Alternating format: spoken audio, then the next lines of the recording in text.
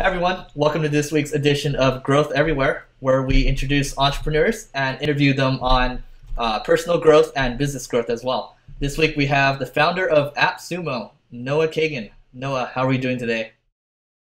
It's a slow day. It's hot. Our AC is out. It's raining. Wow, it's a lot of whining bitching in the beginning.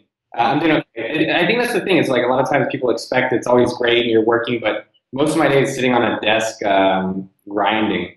So it's been an okay day. How about you? Okay day over here. I mean, it's like 70 degrees in Santa Monica. Beach is right there. I guess my day's a little better. Cool. So Noah, what are we working on today? What are okay? So What are you working on today? I'm sorry.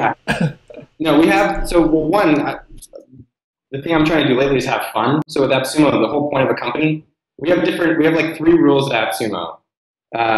Number one is fuck the haters. So that's just a random ass rule. Number two is have fun every day. Just try to have fun. So not even just or try, but have fun with what we do. And that's really the only rules we have. And so what I'm doing a food raiser on Wednesday, where I'm basically finding my favorite companies in Austin, and I'm just inviting them over to our office, and then it's a free thing for donations that all the money will go to Austin Pets Alive.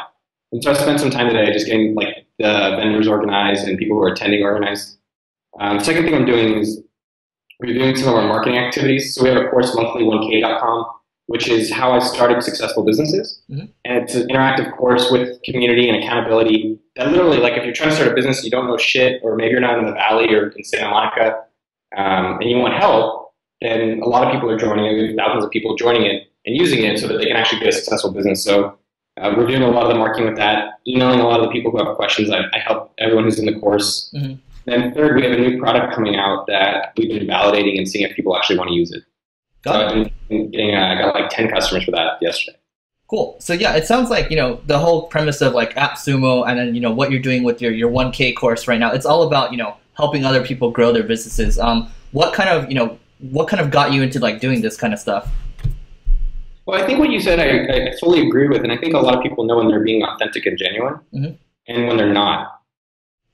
Right? Like a lot of people, including myself at AppSumo at one point last year, we said, we want to help 1 million entrepreneurs. And I knew, we had a team of 16 people. There's only 4 of us now. And it was very funny because I knew in my heart it was bullshit. And I knew in my heart I didn't give a fuck to care to help 1 million entrepreneurs or not. And I don't really have a big drive. Like I like helping people who want to help themselves. Mm-hmm. I really get a lot of satisfaction out of it. My favorite thing are like the customers in the monthly1k.com, mm-hmm. who put in the work, put in the suffering, put in the sacrifices, and I can help them where I'm able to help them, and they come out and they're like, my life is so much better. And so, that's really what we're trying to accomplish. AppSumo is like, we like helping, we like promoting cool stuff that helps people kick ass. Mm-hmm. So, we've been helping people start businesses, and now we're starting to be thinking about how do we help people grow their businesses. Okay. A lot of it's releasing the tools that we use to grow our own. Got it. And that actually sounds like the ideal customer profile might be this audience right here. They're looking to grow their businesses. They're looking to grow personally as well. So, what would people get exactly out of your 1K course? Yeah, I mean, I think I can talk about the course, and I'm happy to. I think what's overall really interesting is like personal development is just as important as business development. Mm-hmm. And I think we can get so distracted or caught up with different pieces of our life where our personal life sucks. It's very hard to do well in business. Mm-hmm. And it goes vice versa. It's one of the things I've been really fascinated with because I've gone through a lot of depression and a lot of, like very high highs, like working at Facebook, to low lows where, I got fired by Facebook, or my last company was making $150,000 a day, and then it went down to $15,000 a day. Mm-hmm. Right? So that's pretty dramatic to have happen. And the course basically came out. I think this is really interesting. I've learned so much. The thing that the course has been so amazing for me is I get to learn the psychology of people starting, failing, and trying to get a business going, and what makes successful people successful. And with the course, you ask what's the gist of it, kind of, or what? Mm-hmm. How does it all work? So what happened, and I think what everyone should recognize is like, look at what people are coming and asking you for. Like, are they asking you for food? Are they asking you for relationship advice? Are they asking you to do this certain type of work? Or look at the things that you're naturally gravitating towards. Like, wow, I always eat tacos. That's me. I always eat tacos. Mm-hmm. Or like just other things that either people are calling of you or you're just naturally doing. And so I kept getting people asking, like, how do you do marketing? How do you start a business? And I don't, I have self-consciousness. Like I don't, I just do my own thing. I don't have some guru or some magical person. I just go hustle really hard. But I started noticing some patterns, and people kept asking me. So I kind of put the course together to show people step by step what it takes and how do you go from I don't know shit to how do I find the idea, how do I validate it, which means how do I get people to actually pay me that they really want it. And I can tell you a funny story about that today. And then how do I grow it to $1,000 a month? Mm-hmm. The fascinating thing is after I built this and I put it together, I realized that we can tell people what to do, but it's like a book, right? Like how many books do you have on your shelf that like you've never read? Or how many books that you've read that you haven't done shit with? And I realized that people need more than just a book they can put back on the shelf. And so we've added a lot of things where you can't go forward in the course without taking action. Like we don't let you. Mm-hmm. And another thing is accountability and support. We brought in people to the office and I worked with them individually. And a week later I said, all right, how much further are you along? And all of them were like, we didn't do shit. Yeah. It's like, we worked together. What the fuck? And what happens is that they need someone there with them, like a coach. Mm-hmm. And so we provide accountability throughout the system. And the last key component has been the support of the community. So a lot of people don't have friends that are ambitious. They are alone by themselves. We take for granted, if you're from Silicon Valley, we take for granted the amount of great people we have around. Mm-hmm. And so I originally was like, oh my God, I don't want a community of people who don't know shit helping others who don't know shit. Yeah. But it's been really fascinating that that's evolved to be one of the key components of this product, where the help and support and potential customers buying from each other has been one of the most valuable things for people in the course. Cool. So you actually have a support group inside where people are kind of cheering each other on, that kind of thing. Yeah. So the course is 3 pieces. It's the course itself. It's accountability, where me and a girl named Ariel check in with people and actually make sure they're doing the things they do. Mm-hmm. And then it's the community, which is other people that are taking the course. Mm-hmm. And a lot of people are getting like validation, like, hey, does anybody want to buy this? Mm-hmm. Or, hey, I don't know what to do here. Or, hey, here's just some positive motivation. Mm-hmm. And so they're kind of the 3 things that have happened. I think other things that are really fascinating, if you want to keep going a little bit, is the psychology of the individuals. One of the things that people when starting their businesses, I was never expecting this, is failure. And how afraid people are of starting. So we've added a lot of stuff where you have to go fail, like coffee challenge, which is you have to go get 10% off at Starbucks. You have to ask for a discount. And when people realize that failing is not so bad and getting rejected is not the end of the world, they find out that asking for money in their own business becomes a lot easier. So everyone has to pass that test in order to get through this course, yes. Part of the course. And you know what, frankly, they can lie and cheat it, but that only hurts them. Yeah. Got it. Okay, cool. And, you talked a little bit about kind of the whole depression part. I know you getting fired from Facebook. You talked about the 150K to 15K, daily drop. So, can you tell the audience, I know you have a bunch of like hacks and stuff, but I mean, how did you kind of recover from depression? How do you keep yourself happy every day? Yeah. It's funny. I said this to someone a while back and they're like, God, you're making all this money and you're a whiny bitch. I was like, I'm not as rich as you think. I've used different hacks and tactics to feel better about myself through different periods of time. Mm-hmm. Through going to therapy, through a lot of drinking, which I still do, but now I try to do it more for fun. Mm-hmm. And I think it evolves over time based on where you are in your life. The way I look at it is my friend Neville came up with it, and I love it. It's a pyramid.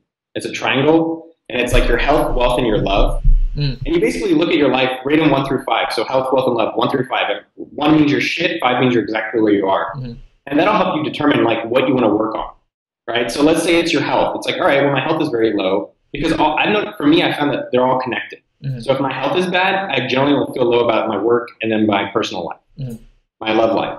And same with if my love, like I was dating some girls that were good girls, but kind of dragging on me.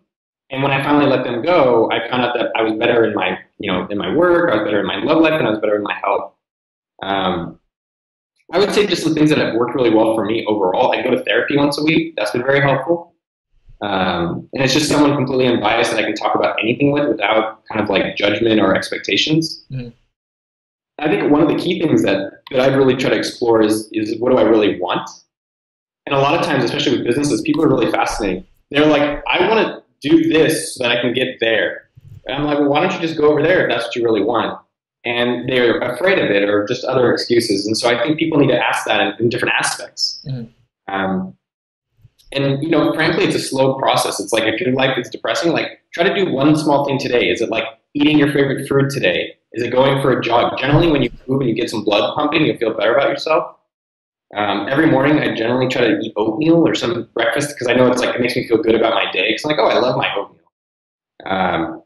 And I think ultimately, it's like if you can surround yourself with good people as well, like the people in this office, the people that are in my life right now, like if they're positive people doing things, inspiring me, I find that to be really, really helpful. Cool. And, you talked a little bit in one of your other interviews about, when you wake up in the morning, there's something called GERBY. Can you explain to the audience what that is exactly?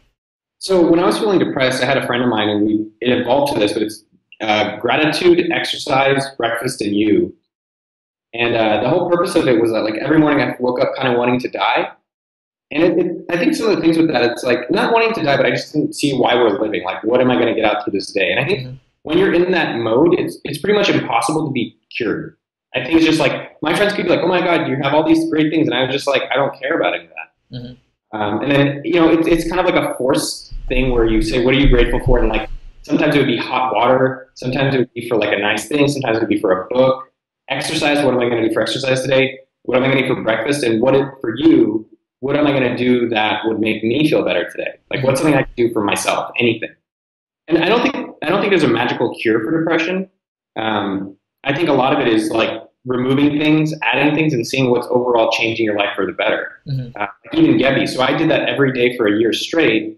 And at some point, sometimes things are hard. You got to suffer through them to persevere because you realize the benefit's greater. But I think what I've realized with, depression and feeling good and enjoying life and getting the most of it is trying things. So like, if you don't know if Gabby's going to help you or not, do it for 2 weeks and then see how you feel after 2 weeks and then remove it. And so, I was doing Gabby for a year and I realized like it's just become a burden on me versus in adding to my life.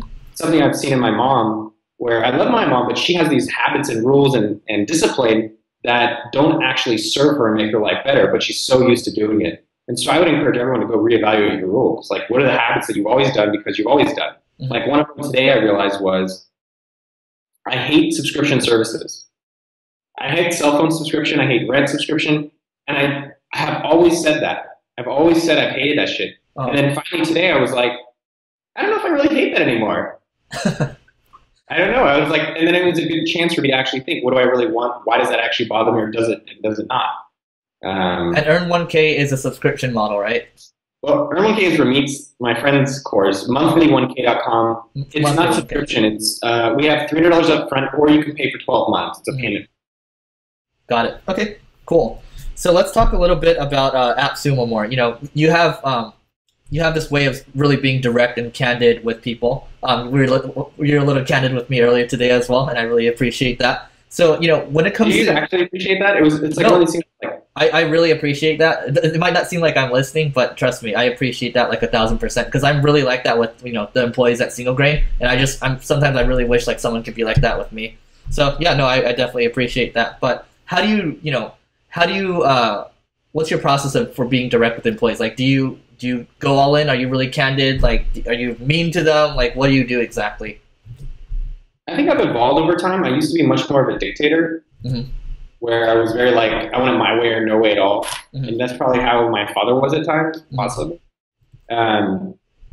It's funny. It's like our parents. We're like the roost to the people that love us the most. Yeah. Like with my mom, like she called me yesterday and I was like, Mom, I don't really want to talk to you now.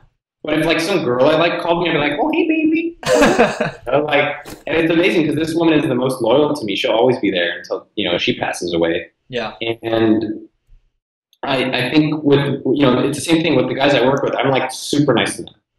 I'm a little probably more direct or a little, I'm always direct, but I'm sensitive to our relationships.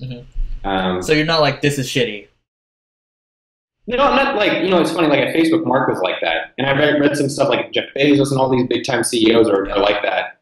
And I think you have to do it in your own authentic style. And for me, it's like, I want to get certain outcomes and, whatever way it keeps these guys happy that they want to be here and they're excited to be here. Yeah. I wouldn't want to jeopardize that with, I don't think I'd want to come to work out of fear. I don't think that's a great way to motivate them. And so I try to treat them with respect. And, a lot of times we have really good dialogue where I'm like, I disagree. They disagree, and I don't think I've ever pulled, I'm the CEO card. Yeah. Who cares about that? Yeah. But it's more of like, all right, let's actually discuss what the best option, maybe hopefully with data, so it's objective, but if not, let's try to rationalize it and make a decision with things. So I think what it comes down to is mutual respect. We actually had a guy quit a few weeks ago because I don't think I was doing a good job listening and respecting him. And I don't think I was ready for it.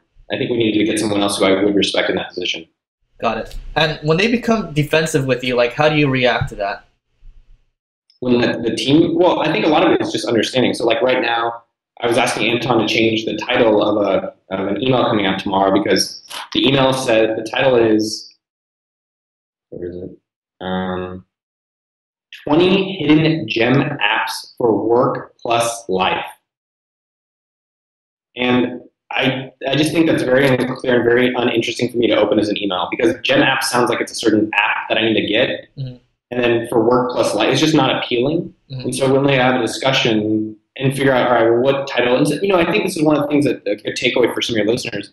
It's very easy for me to be like, Anton, come up with a new title. Mm-hmm. But I think what's actually more productive and beneficial is, I think this is a little unclear. I was looking for something. You actually suggest something. Mm-hmm. Like, hey, it's a little unclear what this is for. Maybe something it's like 20 free tools that'll help you kick ass at work. Okay, now I'm actually kind of interested. And so you at least, instead of just being negative, you actually try to be productive and move things forward. It happens, especially like when you call people or when you complain to people or you want something. A lot of times we just want to complain instead of actually saying, all right, is this complaining moving forward to what I actually want? Right, and I think that's actually a really good tip because once you kind of give them like a base to go off of, they could come up with new ideas too. So really good tip there, and I try to do that as much as I can over here. I want to talk a little bit about wantrepreneurs. So what exactly is a wantrepreneur, and why are you trying to kill wantrpreneurship? I'm trying to kill them because they fucking suck. I mean, it's just people that I still see them today. A lot of them just want to be playing business. Like they want the idea. The thing is, a lot of running your business sucks. Yep. It's like people quit. Your revenue's lower than it should be. You have to move offices. Like it's just there's always something. And there's a lot of good things about being an employee. You don't have to deal with it. 5 o'clock happens, it's over. Mm-hmm. The nice thing, hopefully, is like I get at AppSumo is that I work at a company that I want to be at. Maybe not every day, but a lot of the time. Mm-hmm. And so, an entrepreneur, gets cards. This pisses me off a lot. They buy a landing page and buy Google Ads, and they're like, "Oh, I've got 25 emails at 20% conversion. I've got a good business." I'm like. And it happened today. Some guy had people say they're very interested in his thing, and then when he asked them for money, they all said, "Go fuck yourself." And so entrepreneurs, they're willing to do that, but I think sometimes they're not willing to work hard. They actually don't want to work hard. They want an easy fucking overnight fix. Like Tim from 4 Hour Workweek is a good buddy of mine. That guy works harder than anyone I know. Mm-hmm. But that's also what he's creating. But to get a 4 Hour Workweek, if that's what you really, really want, you'll have to work your ass off for a while.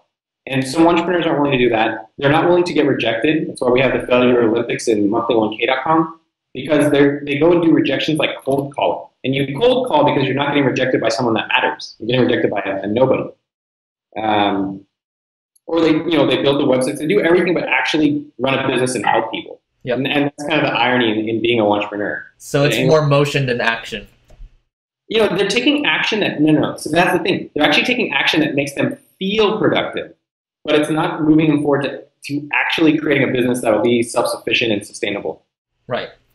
Yeah, no, totally agree. Yeah, it's like go be an employee somewhere. Yep. Growth hacking. What's your whole take on that phrase? I know you've spoken at the conference before. Like, what is this whole growth hackery thing, and what do you think about it? I think it's all stupid shit. I think people are. When I first started AppSumo, I hired an engineer to just do marketing optimization. And it's just a phrase. I think what most people are looking for is the same thing they're looking for with starting a business is they want hacks to just get there. But what they really need is products and services that people actually want. Mm. Growth hacking is just looking at math with marketing. That's really what it's about. It's like, how do I engineer marketing with math and doing different tactics and stuff like that? But what's missing is if you have a shitty product, it doesn't fucking matter. Like, did Dropbox growth hack with their viral Twitter share thing? Not Twitter. Their viral share thing? Yeah. Dropbox is fucking awesome.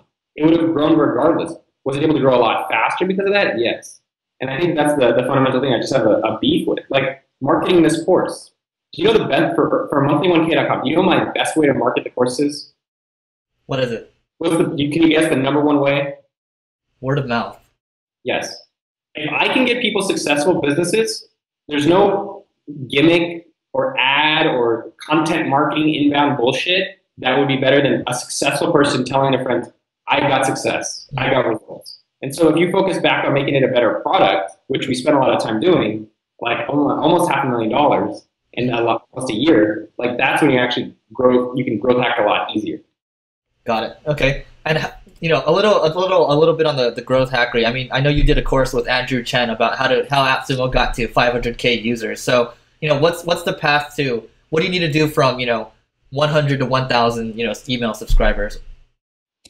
Well, I'm doing that on AppSumo on Thursday. I'm going to show people how to get 100 email subscribers for free on any type of newsletter. So I'm just going to do it as an experiment. Okay. I think what most people do is they default to spending money. They default to things that people don't really want, and they're not really listening. Oh.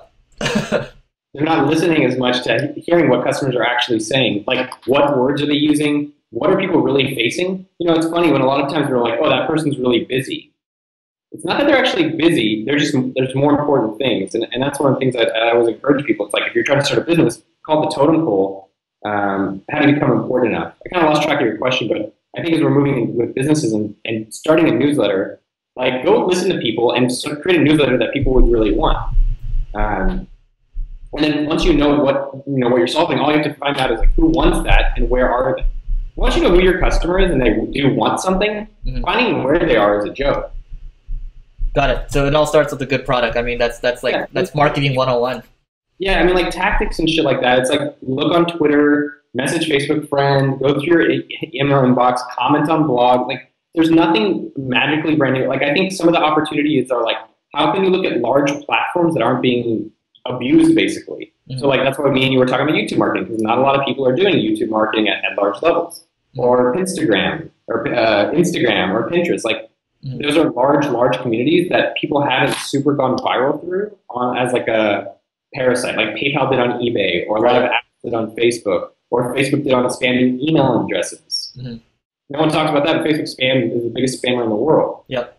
And you know, it's not spam though, because most people actually wanted their emails.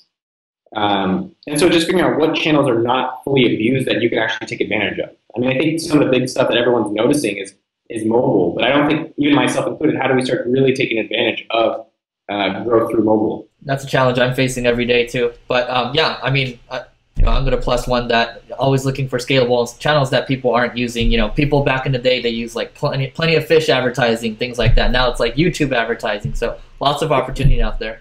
And even for mobile, I think what the problem with people's mindset is they're still thinking of mobile apps instead of mobile traffic.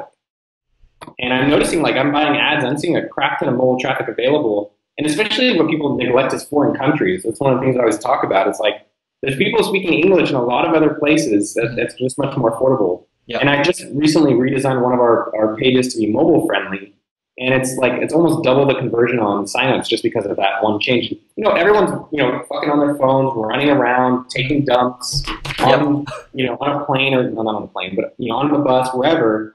And I think more marketers, if you're starting a business or growing, and I'm trying to get better at that. I'm almost old school at this point. I'm used to like AOL chat rooms. Yep. But I think it's like, all right, how do I be aware of where things are transitioning? Yep. No, I mean, mobile is the next thing, and there's a ton of figuring out to do there. Question for you. So, you know, 500 Startups investor David McClure said one thing. He said, you know, the shortage isn't like in designers or developers, it's actually in internet marketers. Do you agree with that statement?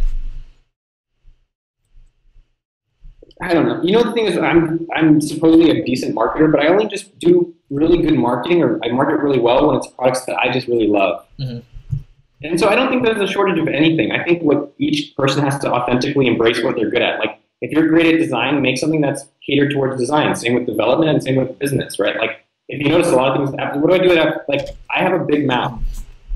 So what does AppSumo do? We promote cool stuff. We tell people about the cool things we find. And so I think it's kind of recognizing where you're at. And so I do think having someone that has some experience like myself with marketing, or yourself, will assist. But I think each person can really do, you know, really embrace what their strengths are. You know, there's so much content online. Like, being a marketer is really just practicing. I think you can go and read books and buy a lot of stuff. And even, you know, sometimes you need help. Like, that's why monthly 1K is helpful for a lot of people. But and fundamentally, the most you're going to learn is through doing. Right. Buying ads, trying blog posts, trying SEO, seeing that most of it's going to be shitty.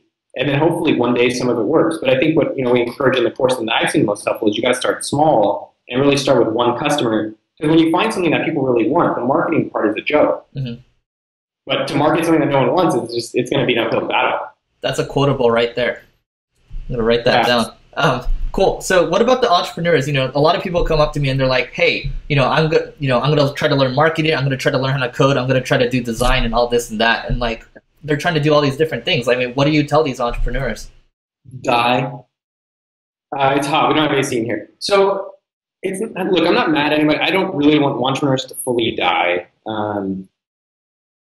But I think people really need to pick and choose their battles. When I meet an entrepreneur who is learning to code, it's a huge red flag. A huge red flag. I'm like, so you're going to be better than these guys that went to either good schools or have been coding since they're 14 and love Magic the Gathering? No, they're a lot smarter than you.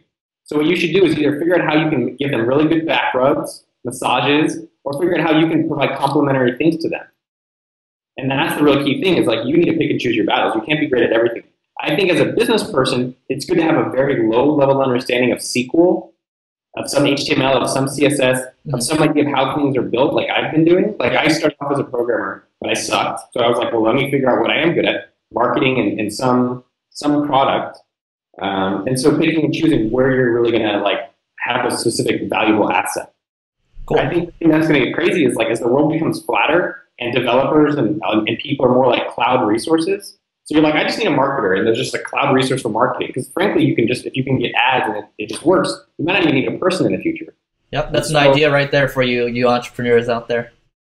Well, it's kind of like what Clarity FM is, or other services. It's like there's cloud for servers and cloud for everything, but the people and services are coming just as well. They have it for design now, but you'll see it in other forms, and it'll be very fluid. And so I think what people have to realize is like, where can you be the most valuable? And a lot of the times, the valuable person is the architect. Mm-hmm. So how do you become wherever in the ecosystem that you're in or you're excited to be in, you be the person that's actually helping organizing or being a part that is just critical to the success instead of let me try to learn to code because I'm too scared to actually start a business or figure out something that I can be good at.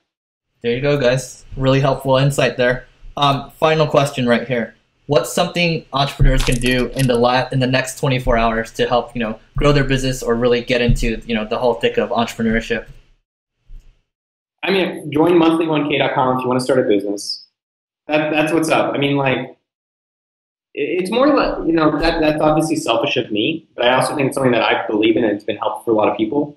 I'd say, the number one thing, and here's the thing, is everyone wants, this is why it always is sad, because everyone wants some magical answer. Everyone wants some, like, secret cliche or some quote that'll inspire them, but obviously it comes internally. It's about you making your own decision. And what I would encourage anyone to do who's serious about a business is in the next 24 hours, see how you can get $1. Take some fucking action, get off your ass, stop watching videos, stop reading another blog post. There's not a magical answer out there. Take some action, anything, and do small, and just see if you can make $1. And I've seen major transitions when people start doing something. Even maybe if the 24 hours, you do the coffee challenge.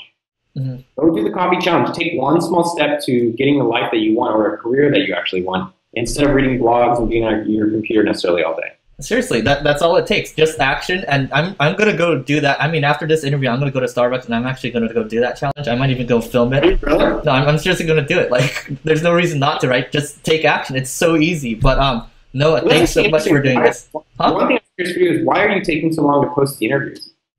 Why am I taking so long to post the interviews? Yeah, you're saying you're going to wait till November and you already have like 13 or 14 available. Oh, because I actually need to like edit all of them. I need to write blog posts for all of them. So I'm actually doing that like one by one. Okay. I was just curious. I was thinking like, why isn't he taking action sooner? Yep. There you go. But Noah, thanks so much for doing this. And we hope to talk to you again soon.